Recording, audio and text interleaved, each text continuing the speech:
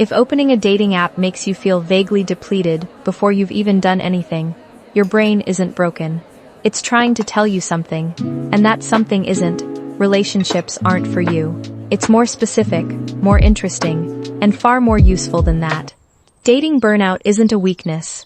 It's a neurological signal your system sends when a particular kind of effort has stopped, producing a particular kind of return, and your brain wants you to understand the difference. If you've deleted the apps 3 times in the past year, if you go through phases where looking at profiles feels like a second job you're failing, if swiping has somehow become both compulsive and utterly joyless at the same time, you are not alone, and you are not being dramatic. Surveys conducted across major dating platforms in 2023 and 2024 found that roughly 8 in 10 Gen Z and millennial daters report feeling genuinely drained by the cycle of swiping, matching, and the chronic uncertainty of not knowing where anything stands.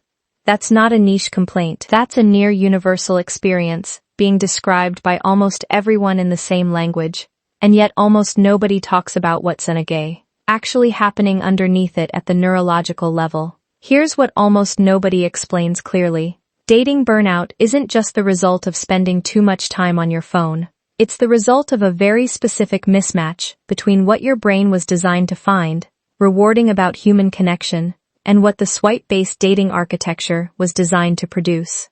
Those two things are not remotely the same thing, and your brain's protest is not irrational. By the end of this video, you'll understand exactly what when swiping feels depleting rather than hopeful, why the apps are structurally designed to maintain engagement in ways that actively interfere with genuine connection, and what your burnout is actually asking you to do differently.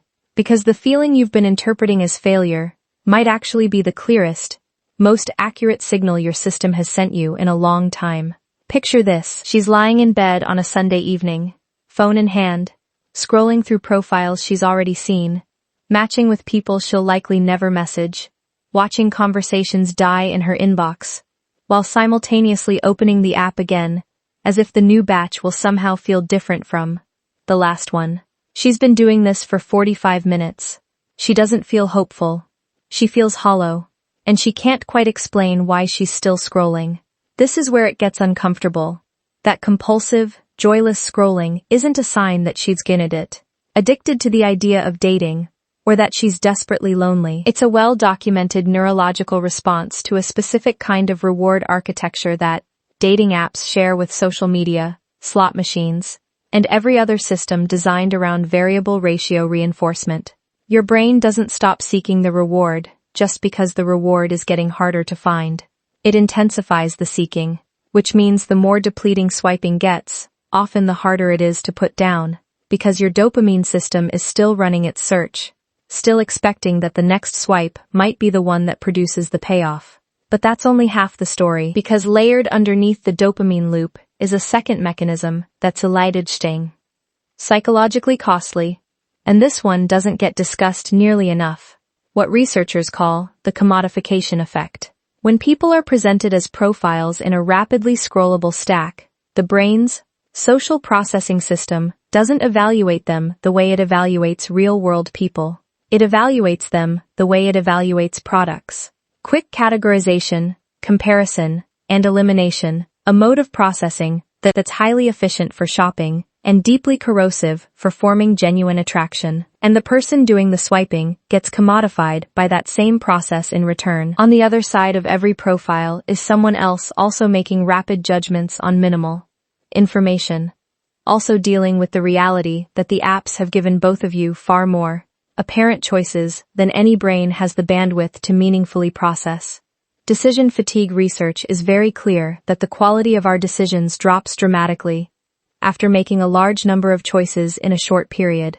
Applied to dating, this means the more profiles someone swipes through, the worse their read on any individual one becomes, which means that the more effort you put into the apps, often the less effectively you're actually evaluating. Here's where it gets even more uncomfortable. The emotional cost of this cycle isn't random. It accumulates specifically in the nervous system's sense of safety around human connection.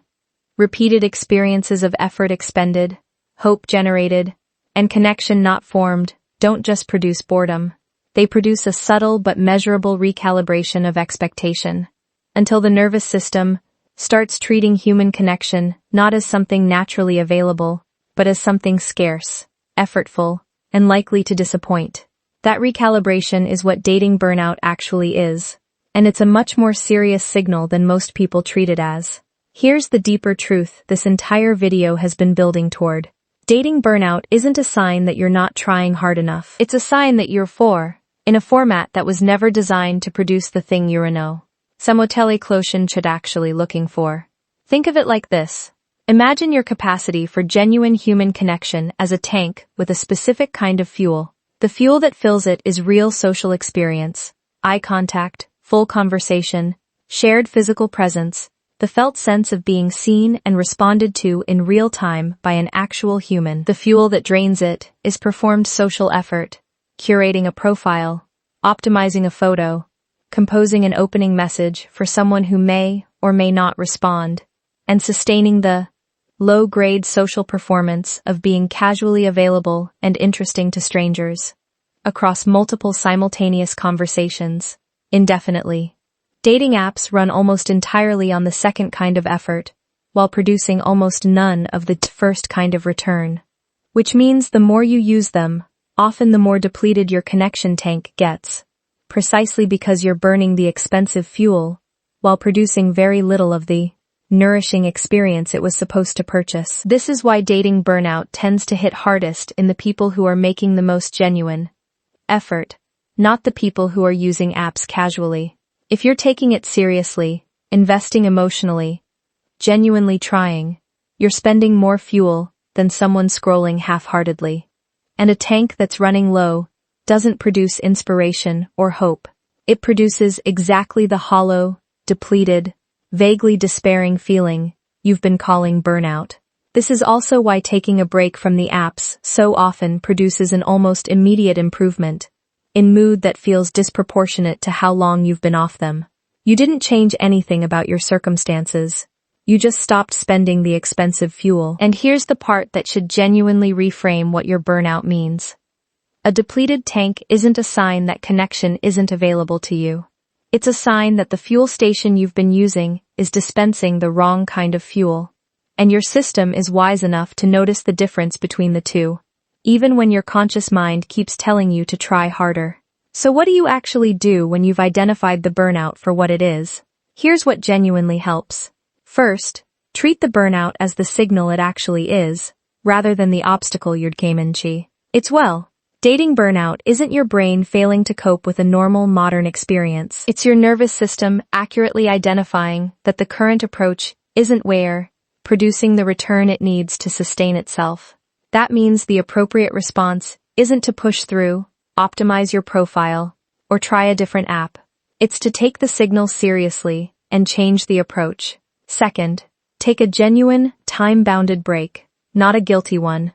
Delete the apps for 4 to 6 weeks with a clear end date, not as a punishment or a dramatic gesture, but as a deliberate experiment in what your nervous system is like when it's running the low-grade performance of being available. Most people who do this report within 2 weeks that they feel genuinely more hopeful about connection, specifically because they're no longer experiencing the daily accumulation of non-connection in the form of dead matches and expiring conversations.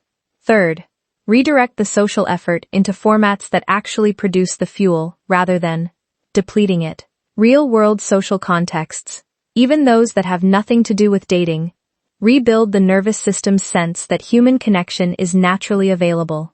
A class, a regular group activity, a community you show up to.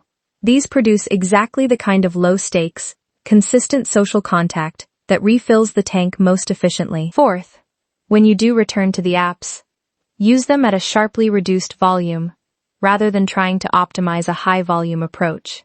Research on decision fatigue is consistent. Fewer, more deliberate choices produce better outcomes than unlimited scrolling. 10 minutes once a day, with genuine attention to each profile, produces a meaningfully different psychological experience than 2 hours of distracted swiping. Fifth, examine honestly whether the apps have gradually shifted your expectations in the direction of scarcity. If you've noticed yourself becoming more suspicious of new people, more likely to assume a new match will disappoint, or more convinced that the right person probably isn't Hagendace, that shift is the nervous system's recalibration speaking, and it's worth naming it clearly so you can consciously work against it as you rebuild. Here's the empowering part of all of this. You were never bad at dating. You were simply running an approach that was costing more than it was returning, for long enough that your system ran low. The burnout isn't the end of hope. It's the honest beginning of a better strategy. Your brain didn't give up on love.